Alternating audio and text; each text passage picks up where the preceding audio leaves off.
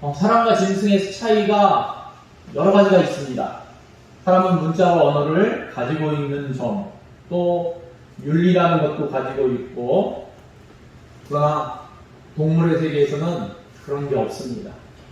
그러나 더욱 중요한 것은 우리 인생들은 절대자에 대한 경외심과 신앙심을 갖는다는 점입니다. 어느 곳에 가든지 제단이 있거나 사찰이 있거나 사원이 있거나 교회를 짓는 것이 우리 인생들이 살아가는 세계의 모습입니다. 제 아무리 지능지수가 높은 동물들이라 할지라도, 인간과 가까운 유인원이라 할지라도 그들 세계엔 하나님을 예배하는 모습이 없습니다. 그러나 제 아무리 미개하고 어떻게 보면 문명적으로 발달하지 못한 사람들이라 할지라도 그들이 모인 곳에 가면은 절대자에 대한 예배가 있고 하나님을 찾는 그러한 모습들이 있습니다. 경배의 대상이나 그 방법에는 차이가 있지만, 그러나 절대자를 찾고 경외하고 경배하는 것은 우리 인생들에게만 있는, 어떻게 보면 특별한 모습입니다. 고대인들은 하늘, 땅, 해, 달, 별, 바람, 비, 번개, 우레 같은 자연현상들을 숭배했습니다. 그것을 자연숭배라고 이야기합니다. 거기에 하나님이 계실까? 바람 속에 하나님이 계실까? 무엇인가를 그리거나 새겨서 몸에 지니고 다니면서 그것이 나를 지켜준다고 믿는 행위가 있는데 그것은 선울숭배입니다. 또 불교 사찰에 가보면 보통 사찰에 건물이 3개가 존재하고 있습니다. 대웅전, 명부전, 삼성각이 그것입니다. 대웅전에는 이 부처에게 예배드리는 곳입니다. 그래서 부처 불상이 있어서 그곳에 들어가서 절하는 것, 기도하는 것이 대웅전입니다. 그리고 명부전은 죽은 사람에 대한 제사를 지내는 곳이 명부전입니다. 그리고 삼성강은 삼신, 즉 칠성신, 산신, 독성신을 모시는 곳입니다. 그런데 이 불자들에게 가장 인기가 있는 곳이 어딘지 아십니까? 네, 삼성각입니다. 왜냐하면 다른 곳은 다 한적한데 이 삼성각만 사람들이 붐비는데, 왜냐하면 바로 그곳에는 자신의 소원을, 자신의 바람을 비는 곳이기 때문입니다. 장수하게 해주십시오, 건강하게 해주십시오, 대박나게 해주십시오, 또 수험생이 있으면은 시험에 붙게 해주십시오, 취업되게 해주십시오, 하여튼 우리 자녀들, 손자들 다 잘되게 해주십시오. 이 빌 수 있는 곳이기 때문에 사람들이 그곳을 찾고 빈다는 것입니다. 그런데 재미있는 것은 원래 불교에는 이 삼성각이 존재하지 않았습니다. 삼성각은 무당 종교에서 비롯된 곳입니다. 지금은 완전히 불교 고유의 것처럼 사람들이 생각하고 또 불교에 있는 사람들도 그렇게 생각합니다. 하여간 이러한 인간 숭배 행위는 결국 피조물을 절대화하는 숭배 행위이기 때문에 우상 숭배가 되는 것입니다. 피조물은 창조주를 숭배하고 예배해야만 합니다. 하나님을 예배해야 한다는 것입니다. 하나님이 신의 산에서 모세에게 창조주를 잘 섬길 수 있도록 10가지 계명을 주셨는데 그 첫 번째 계명이 너는 나 외에 다른 신을 내게 있게 말지니라. 그리고 두 번째 계명이 너를 위하여 새긴 우상을 만들지 말라. 누구를 위해서? 너를 위해서. 사람을 위해서 우상을 새기지 말라는 것입니다. 그러니까 피조물을 신격화해서 숭배하는 종교와 창조주 하나님을 절대자로 예배하고 숭배하는 우리 기독교와는 차원이 너무나 다른 것입니다. 시편 21편 1절에 보니까 오늘 말씀 그래서 시인은 너희 권능 있는 자들아 영광과 능력을 여호와께 돌리고 돌릴지어다 라고 선포하고 있습니다. 그렇다면 시인이 여호와를 예배하도록 촉구하는 대상인 권능이 있는 자들은 누구인가?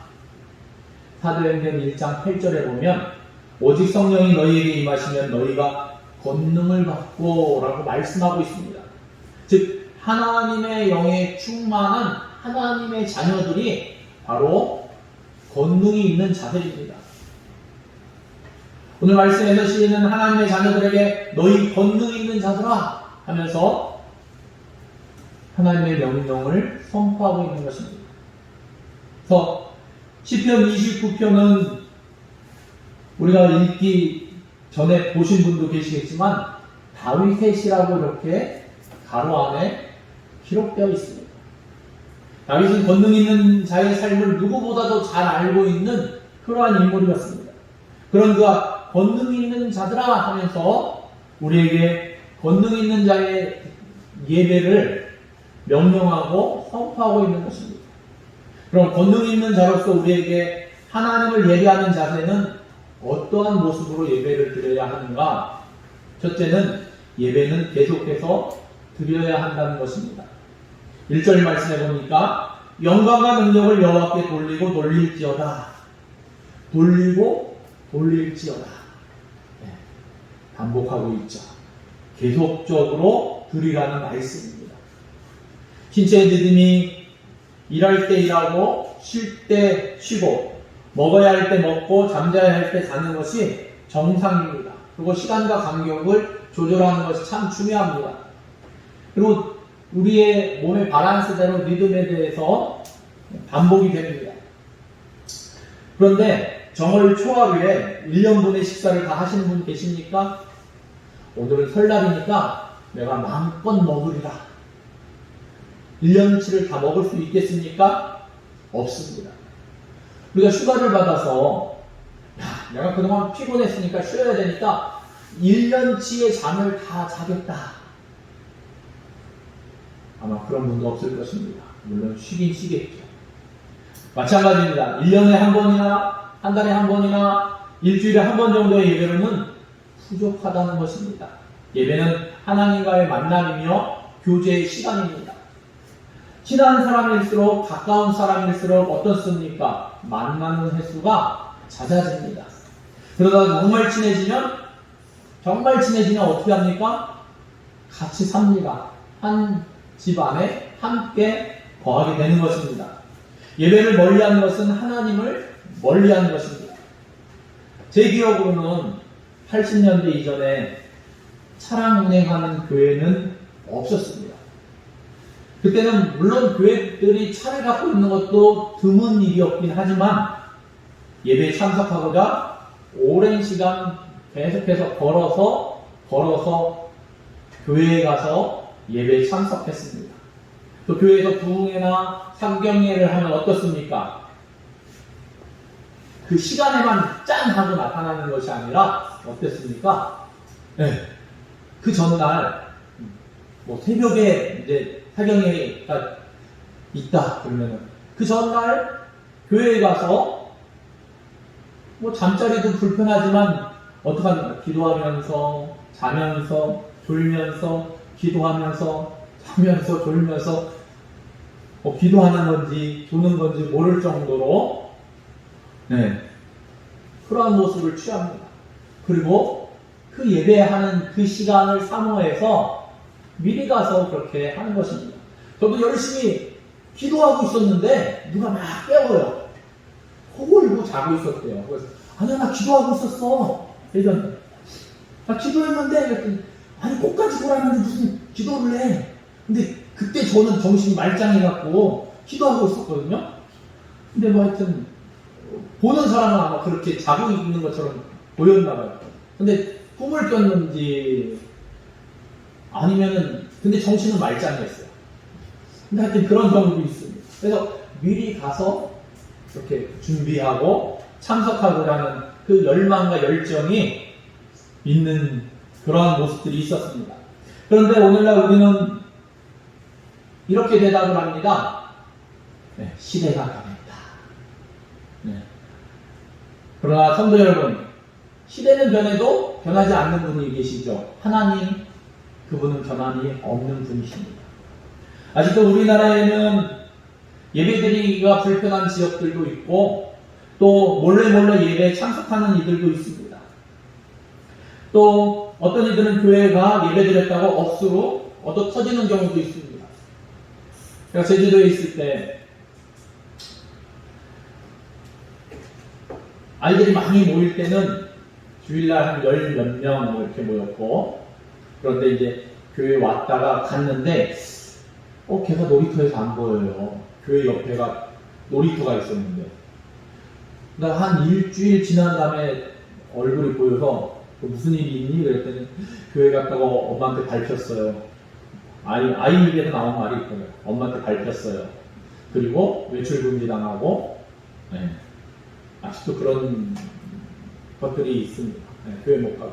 또 어떤 고등학생은 아버지가 외출하면 그때 교회 갈 수 있다는 거예요. 그래서 아버지가 언제 외출하시나? 주일날. 네. 언제 외출하시나? 아버지가 나가야 되는데, 그래서 매주 교회를 못 가요. 네. 하나님이 계신 거는 인격적으로 체험했기 때문에 알아요. 그렇기 때문에 교회에 오는 거죠. 예배드리고. 그런데 아버지가 못 가게 하니까 아버지가 외출해야지 나올 수 있대요. 또 어떤 분은 아내가 교회를 안 가요. 강원도에 사시다가 제주도로 왔는데 그분 직업이 택시 드라이버인데 살고 있는 근처에 있는 교회를 못 가고 저희 교회로 왔어요. 30분 동안 걸어서 오셨대요. 왜? 이렇게 이야기를 들어보니까 직접적으로 말씀 안 했는데 제가 짐작해 볼 때 아내에게 걸릴까 봐. 네. 뭐 하여튼 아직도 그렇게 신앙생활 하는데 쉽지 않습니다. 사랑하는 성도 여러분, 하나님을 멀리하면 되는 일이 없습니다. 사도행전 8장 26절에 보면 에디오피아의 국보를 맡았던 장관이 예배하러 예루살렘에 왔다가 돌아가는 길에 빌립을 막아 세례를 받는 장면이 기록되어 있습니다. 한 나라의 국보를 책임진 자인데 다른 나라에 가서 예배를 드린다. 얼마나 바쁜 사람이겠습니까? 우리 재정부 권사님들도 계시지만 우리는 잠깐 보지만 한 나라의 재정을 감당하는데 쉽지 않았을 것입니다. 교통조건도 오늘만큼 좋지 않고 그 당시에도 열악했던 그런 모습입니다. 그런데 그는 예배를 드리기 위해서 남의 나라를 방문했던 것을 성경은 기록하고 있습니다. 그리고 그가 자기 나라로 돌아가서 그 나라를 기독교 국가로 만드는데 큰 몫을 감당했음을 또 여러 가지 전해오는 그러한 이야기들, 또 기록된 문서들을 통해서 발견할 수 있습니다. 그런데 그런 나라들이 어떻게 보면 세상에서 가장 힘든 나라라고 전략하였고 또 다른 나라의 배들을 뺏는 해적 국가의 모습을 보이기도 합니다. 왜 그렇게 됐습니까? 이유는 간단합니다. 잘 신앙 안에 살던, 믿음을 갖고 살던 사람들이 하나님을 떠나버리고 예배를 소홀히 하면서 하나님의 축복이 떠나니까 다른 사람 걸 빼앗는 나라가 되어버린 것입니다. 1950년대까지만 해도 미국은 주말이면 모든 상가가 문을 닫았습니다. 주일이면 가족들이 정장 모습을 하고 어린아이에서부터 어른들까지 다 교회에 나가 예배를 드렸습니다. 그 당시 미국의 국력이나 경제적 영향력은 엄청났고 정치적 힘은 세계 제일이었습니다. 그런데 60년대 정권이 엎치락뒤치락 하면서 정권이 바뀌면서 세속문화의 거센 도전 가운데 이러한 모습들이 변화되기 시작했습니다. 주말이면 예전에는 문을 닫았는데 주말이면 이제는 집집마다 문을 닫고 바닷가로 산으로 또 술집으로 빠져나가기 시작했다는 것입니다. 교회는 텅텅 비기 시작했고 문을 닫거나 교회 건물을 파는 교회들이 늘어나기 시작했습니다. 그때부터 미국은 어떻게 보면 영적인 추락을 하고 있는지도 모르겠습니다. 세계 도처에서 미신이 추락하고 경제가 흔들리고 도덕이 땅에 떨어지기 시작한 것입니다. 그리고 범죄가 더 왕성하고 범죄가 부흥하는 그러한 나라가 됐습니다.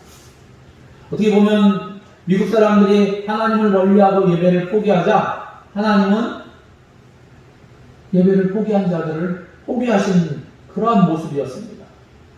어떻습니까? 본래 영국을 떠났던 청교도들은 예배를 드리고자, 하나님 앞에 예배를 드리고자 떠났던 인물들입니다. 그래서 미국이라는 신대륙에 상륙하여서 첫해 지은 농사로 맨 먼저 하나님을 예배하고 또 예배하고자 교회를 건축했던 그러한 사람들인데, 어떻게 보면 예배를 드리고자 했던 청교도 정신은 어디 가버리고 오히려 그들의 후손들은 하나님을 반하는 모습으로 지금까지 뒤처져 있는 것들을 볼 수 있습니다. 그렇기 때문에 오늘 시편에서 시인은 우리에게 노래하고 있습니다.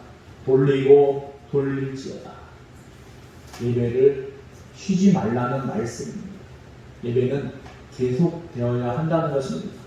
그래서 구약 성경에서도 보면은 하나님 앞에 나와 제사를 지낼 때 조석으로 제사를 지낼 것을 말씀하십니다. 조석이 뭡니까? 아침과 저녁으로. 제사장의 임무입니다. 조석으로 하나님 앞에 불을 밝히고 또 조석으로 하나님 앞에 예배하는 것입니다. 두 번째로 보니까 합당한 예배를 드려야만 합니다. 2절 말씀을 보니까 여호와의 이름에 합당한 영광을 돌리며 라고 말씀하셨습니다. 구약시대의 예배 방법은 제사였습니다. 모든 제사는 정해진 법대로 드려지게 되어 있고 제물을 선택하는 법, 제물을 드리는 법, 제사장이 제사를 집전하는 법, 소상하게 다 정해져 있습니다. 하나님의 방법이 있었습니다. 그러나 신약의 경우는 그 기본 정신과 자세가 중요시 되고 있습니다.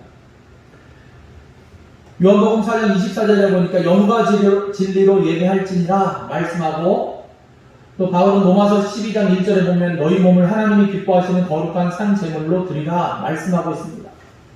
예배는 하나님이 받으시는 것입니다.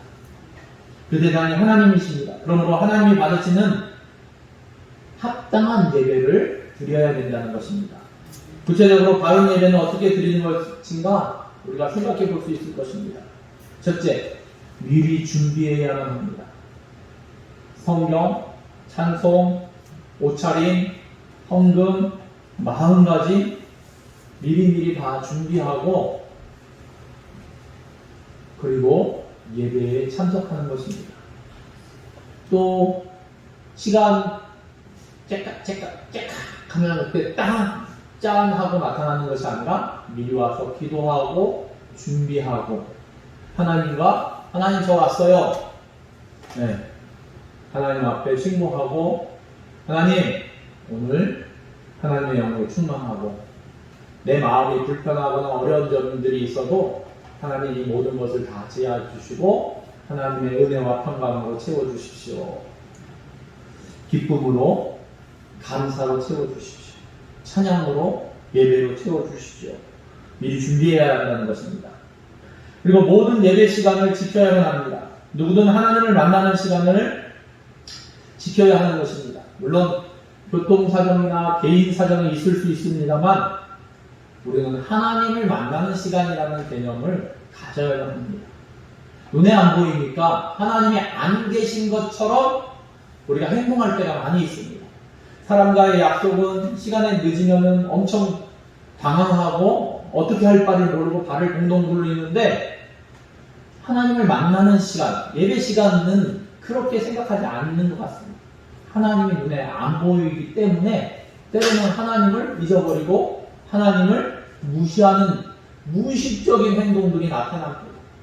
그러나 그것은 바른 자세가 아닙니다. 셋째로 바른 자세로 드려야만 합니다. 태도도 바르게, 마음도 바르게, 찬송도 기도도 바르게 드려야만 합니다. 제가 어렸을 때 제 주변에 예배 드리는 분들을 살펴보면 모두 다 무릎을 꿇고 바른 자세로 예배를 드렸습니다.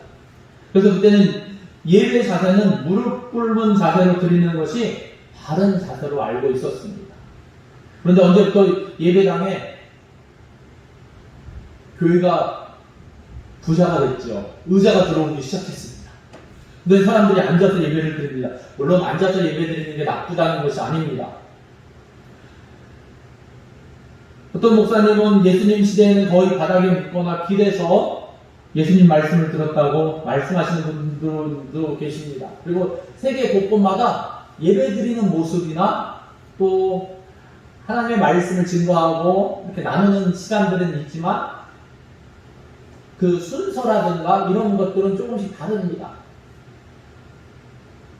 그런데 다양한 모습으로 하나님 앞에 예배를 드립니다. 그러나 우리가 생각해 볼 것은 과연 내가 예배 드리는 자세가 하나님 앞에 또한 함께 예배 드리는 사람들에게 무례하진 않은가, 바른 자세인가 하는 것은 생각해 보아야 한다는 것입니다.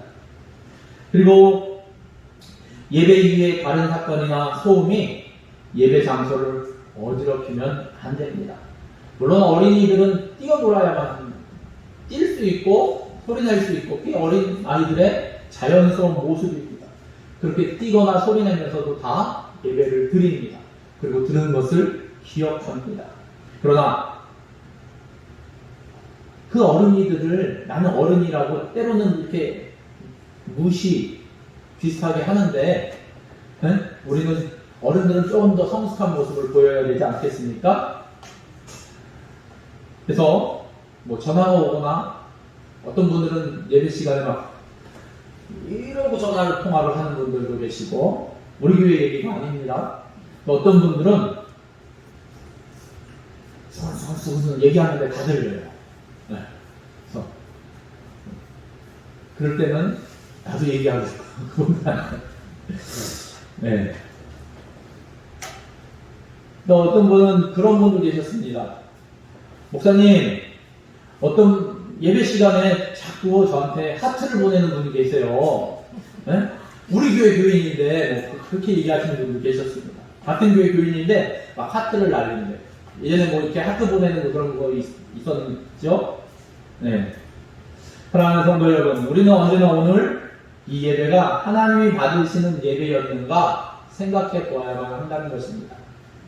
헛수고로 그 시간을 낭비할 수 없기 때문입니다. 하나님 앞에는 합당한 예배를 드려야만 합니다. 그리고 아름답고 거룩하게 드려야만 합니다. 2절 하반절에 보니까 거룩한 옷을 입고 하나님께 경배할지어다 말씀하고 있습니다.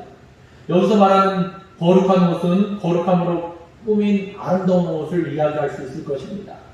구약시대 제사장들은 제사를 지낼 때 평상복이 아니라 최고급 천의 술을 넣고 금수술을 달아 만든 거룩하고 아름다운 옷을 입고 하나님 앞에 예배를 드렸습니다. 하나님을 만나기 위해 입는 옷이었기 때문입니다. 무슨 말입니까? 단정하게 표현할 수 있는 아름다움을 나타내서 하나님 앞에 예배를 드리는 것입니다. 그런데 요즘 어떻습니까? 남녀 성별이 모해지고 옷들도 모해졌습니다. 그런데 우리가 분명히 기억해야 할 것은 처음 사람이 누구죠? 아담과 하와겠죠. 왜 옷을 입게 되었는가? 벌거벗은 수치를 가리기 위해서 옷을 입었습니다. 그러니까 옷은 어떤 옷을 입다 하더라도 수치스럽거나 혹은 혐오스럽거나 다른 사람이 보기에 뭔가 좀 이상하게 보인다면 좀 문제가 있는 것입니다. 하나님뿐만 아니라 사람들이 보기에 좀 이상해 보인다면 그건 아니라는 것이죠. 그래서 내 수치를 사람들한테 과감하게 이렇게 보여주는 것이 아니라 가리기 위해서 옷을 입었다는 것을 기억하면서 우리가 하나님 앞에 설 때도 나의 잘못된 모습을 가릴 수 있는 단정한 모습으로 하나님 앞에 서야 될 것입니다. 더더구나 하나님을 만나기 위해서 입은 옷은 거룩한 옷을 입어야 되는데 우리에게는 예수 그리스도의 보혈의 옷을 입고 하나님 앞에 서야 할 줄로 믿습니다. 사랑하는 성도 여러분, 시편 29편 11절에 보니까 여호와께서 자기 백성에게 힘을 주시며 여호와께서 자기 백성에게 평강의 복을 주시리로다라고 말씀하고 있습니다. 주의 전에 나오기를 힘쓰는 사람들과 하나님을 예배하는 일에 최선을 다하는 사람들에게 하나님이 복을 주신다고 말씀하신 것입니다. 예배를 멀리하는 것은 하나님을 멀리하는 것입니다. 내가 하나님을 멀리하면 하나님과의 거리가 멀어집니다. 그리고 하나님과의 소통이 차단됩니다. 나는 하나님과 상관없는 사람처럼 돼버립니다. 그 결과는 어떻게 되겠습니까? 오늘 시편 기자는 권능 있는 자들아 하면서 하나님께 이렇게 예배 드려라 하면서 선포하고 있습니다. 마치 내가 세상에서 가장 권능 있는 자가 된 것처럼 하나님을 이렇게 예배했기 때문이라고 우리에게 선포하는 것 같습니다. 사랑하는 성도 여러분, 진실로 저와 여러분도 오늘 시편 기자, 다윗의 시라고 기록되어 있는데 다윗이 권능 있는 자의 예배를 드림으로 세상 가운데 성령으로 권능을 받아 권능 있는 자, 곧 우리도 권능 있는 자가 되어서 하나님 앞에 이러한 예배를 드릴 수 있기를 예수님의 이름으로 축원합니다. 기도하시겠습니다.